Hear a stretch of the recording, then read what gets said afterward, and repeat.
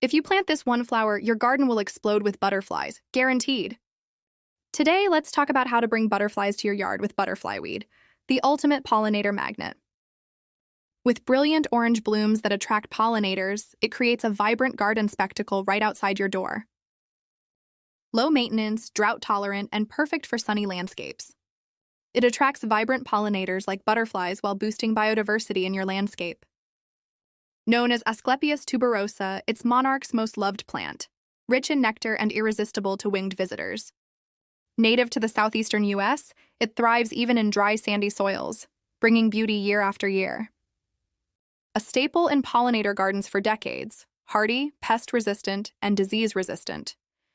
Plant it once and enjoy the butterflies for years to come. Every bloom is a tiny beacon calling pollinators from miles away. With just a few plants, you can turn your yard into a living butterfly sanctuary.